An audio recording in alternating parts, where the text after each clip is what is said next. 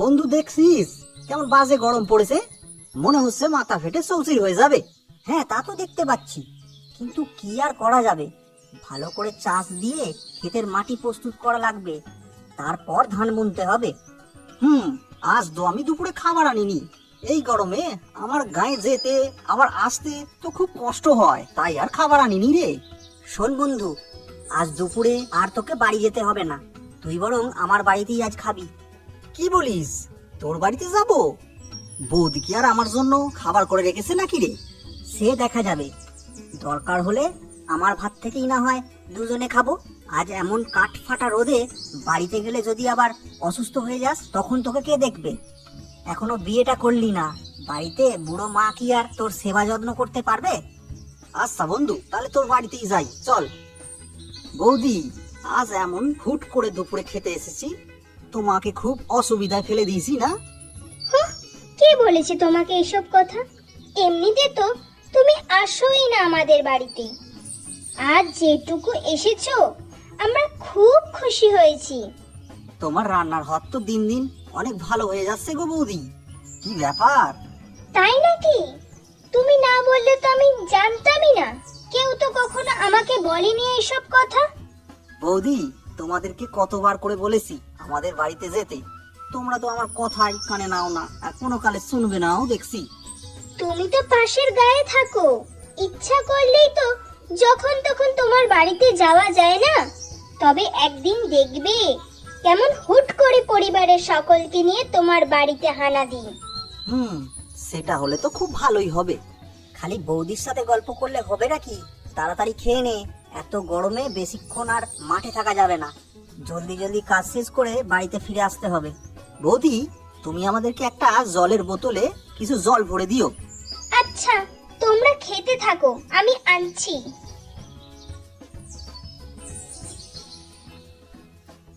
কি গো পরিমল দাদা, তোমার দোকানে আজকে দেখো সকাল সকাল কাদের নিয়ে এসেছি।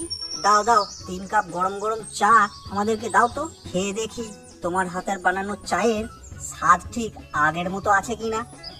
আরে, তুমি তো দেখতাছি সোনামণিটাকেও আমার দোকানে নিয়ে এসছো।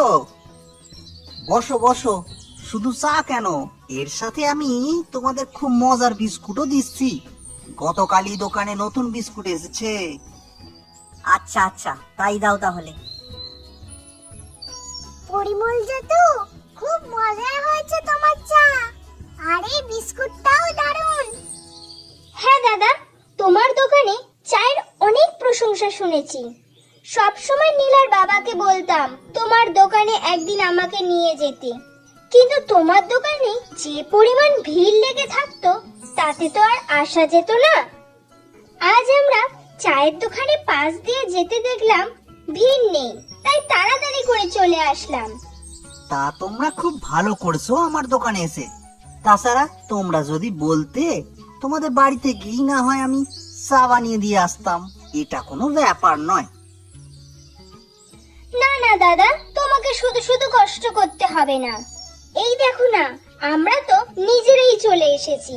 তাছাড়া নীলার বাবা চাষবাস নিয়ে যে পরিমাণ ব্যস্ত থাকে, তাতে তো আমরা ঘর থেকেই বের হতে পারি না। তার উপর দেখো, এই বছর তো আবার নীলাকে নতুন স্কুলে ভর্তি করেছি। সবকিছু মিলিয়ে বেশ ব্যস্ত থাকতে হয়। তা পরিমল দাদা, বৌদি আর তোমার সন্তানেরা কেমন আছে গো? সবাই ভালো আছে তো? হ্যাঁ রে সঞ্জয়, তারা সবাই খুব ভালো আছে। এই তো কয়েকদিন আগে ছেলে মেয়েরা তাদের মামার বাড়ি থেকে ঘুরে এসেছে। স্কুলের ছুটি দিলেই তারা এক বায়না, মামার বাড়ি যাবে, মামার বাড়ি যাবে, এই করে শুধু। এই চায়ের দোকানটা তো খুব ভালো চলে।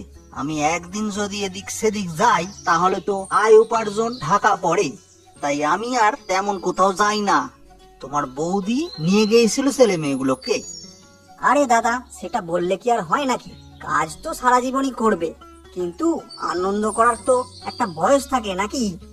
কিছুদিন পরে যখন মেলা সময় পাবে, তখন দেখবে শরীর আর সায় দেবে না। তাই এখনই কাজের ফাঁকে ফাঁকে একটু এদিক সেদিক ঘুরে আসবে, নিজেকে আনন্দে রাখবে, কেমন?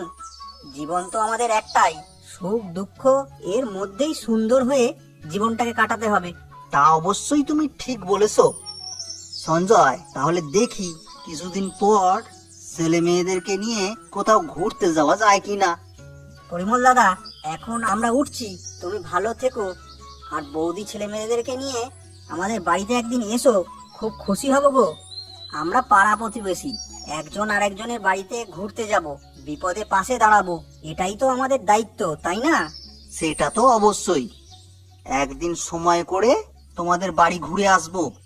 আর হ্যাঁ মামনি, তুমিও কিন্তু তোমার বাবা মাকে নিয়ে আমাদের বাড়িতে আসবে। আমার তো বেড়াতে যেতে খুবই ভালো লাগে জেঠু। তাহলে আমিও যাব তোমাদের বাড়িতে। ঠিক আছে ঠিক আছে।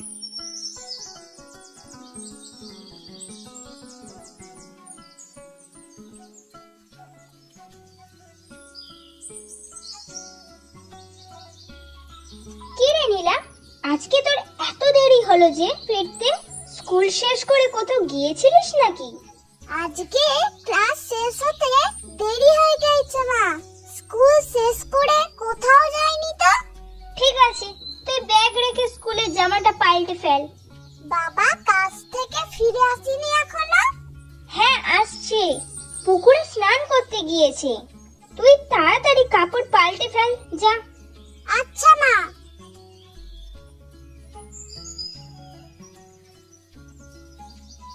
মা নীলা, তুই কখন এলি?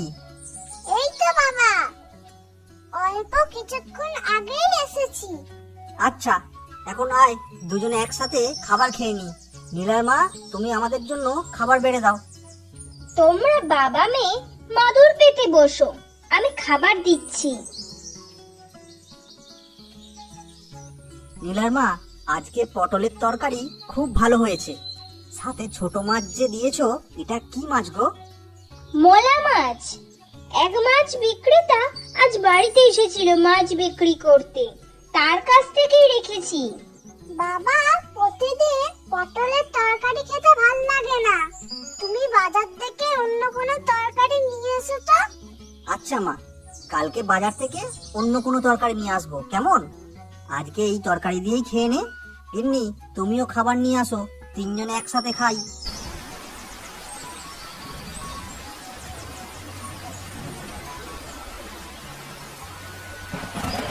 কি গো, খেতে গেলে না কেন বাড়িতে? আমি তো অপেক্ষা করতে করতে চলে এলাম।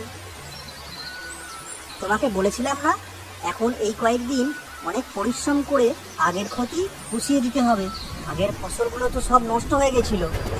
রোদে বৃষ্টিতে এইভাবে কাজ করলে তো আবার অসুখে ভুগবে, তখন কি হবে?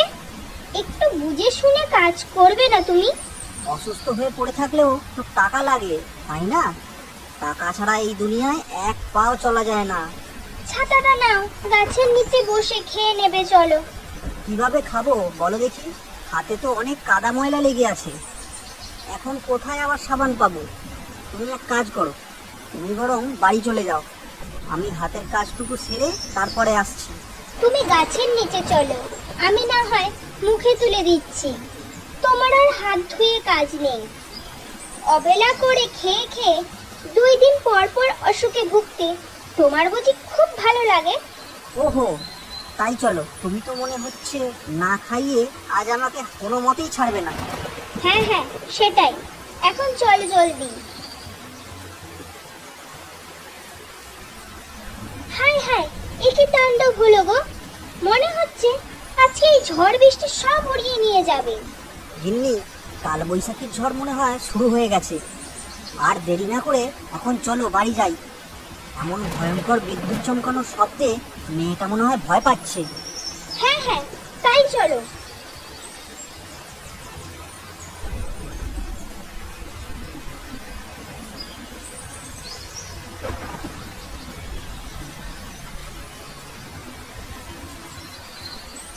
সুমন, এই সুমন, বাড়িতে আছিস ভাই? দরজাটা একটু খোল না, খুব সমস্যায় পড়ে এই ঝড়ের রাতে তোর কাছে আমরা এসেছি। একটু দরজাটা খোল না ভাই। কে কে সেই ঝড়ের রাতে? আমি সঞ্জয়, তাড়াতাড়ি দরজাটা খোল। এত ঝড় বাদরায় আর বেশিক্ষণ বাইরে দাঁড়াতে পারছি না রে। আরে সঞ্জয়, তুই এত বৃষ্টির মধ্যে? আচ্ছা, আগে আয়, সবাইকে নিয়ে ভিতরে আয়, তারপর যা হয় শুনছি। তোরা এত বৃষ্টির মধ্যে আমার বাড়িতে কেন? কিছু বিপদ হয়েছে নাকি রে? আর বলিস না, অতিরিক্ত বৃষ্টির কারণে ঘরের ভেতরে হাঁটু পর্যন্ত জল উঠে গেছে। আরো বৃষ্টি হলে ঘরবাড়ি ডুবে যাবে। তাই তোর কাছে আসলাম কিছুদিন থাকার জন্য। তোর খুব সমস্যা হয়ে যাবে, তাই না ভাই? ভালো করেছিস এসছিস, তোকে তো সব সময় কত করে আসতে বলি, কিন্তু তুই তো আসিস না। আরে মেয়েটা তো ঠান্ডায় কাঁপছে। হ্যাঁ রে, তোর বাড়িতে আসতে আসতে মেয়েটা ভিজে একদম একাকার হয়ে গেছে। এতক্ষণে জ্বরও চলে এসছে বোধ হয়। ভেজা শরীরে তো সবাই কাঁপছে দেখছি। জলদি সবাই ভেজা কাপড় পাল্টে ফেল, শুকনো কাপড় গায়ে দে। বাবা, তোমাদেরকে কত করে বলতাম যে আমাদের বাড়িতে এসো, কিন্তু তোমরা তো আসতেই না। আর আজকে দেখো, এত বড় বিপদে পড়ে তোমরা ঠিক চলে এসেছো। হ্যাঁ মাসিমা, কি আর বলবো। আচ্ছা, তা বেশ করেছো। শোনো, তোমরা সবাই কাপড় পাল্টাতে থাকো, আমি ততক্ষণে কিছু শুকনো খাবার নিয়ে এসে দিই তোমাদের। রাখ তো, তুই ব্যস্ত হোস না তো। তুই থাম, আমাকে যা করার করতে দে। ছোট মামনিকে নিয়ে এসেছিস, কিছু তো করতেই হবে নাকি? আচ্ছা চল, দুয়ারে গিয়ে তোর সাথে কথা বলি। বল তো, কিছু হবে না। আমার কাছে তোরা এত আর ভনিতা করিস না। আমার জমানো টাকা সব শেষ বন্ধু। এখন কিভাবে চালাবো সেটাই তো বুঝতে পারছি না। ঘরবাড়ি তো সব জলে ডুবে গেছে, তার সাথে সমস্ত টাকা করি, দরকারি জিনিসপত্রও জলে ভেসে গেছে। চিন্তায় চিন্তায় মনে হচ্ছে এবার পাগল হয়ে যাব। একদম চুপ থাক, আমি আসি না? তোকে আমি চিন্তা করতে বলেছি? তুই এখানে যতদিন থাকবি সব খরচ আমার, তুই কোনো চিন্তা করবি না। তোর যতদিন ইচ্ছা তুই থাকবি। আর টাকা করি, দরকারি জিনিসপত্রগুলো নিয়ে কি করা যায় সেটা আমি দেখছি।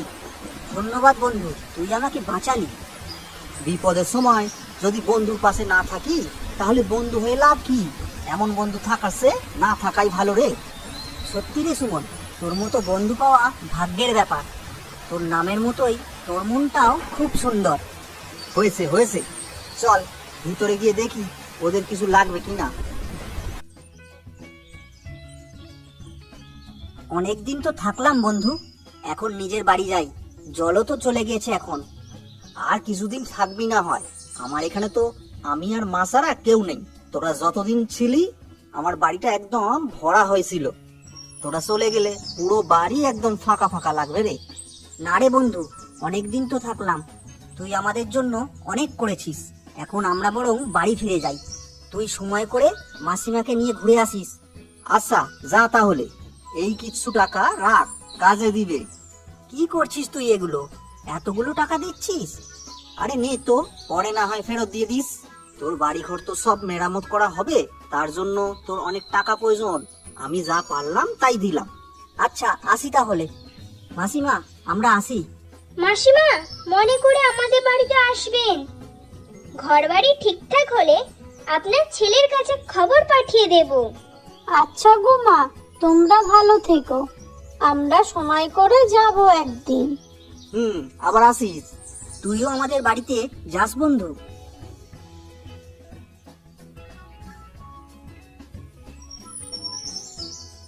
বাড়িটা দেখে বুকটা কেমন হু হু করে উঠলো গো। কত সুন্দর করে সাজিয়ে গুছিয়ে রেখেছিলাম, এক কালবৈশাখী ঝড়ে পড়ে কি বেহাল অবস্থা হয়েছে আমাদের। সব বিপদ কেন শুধু আমাদের মতন গরিবদের উপর দিয়েই যায়?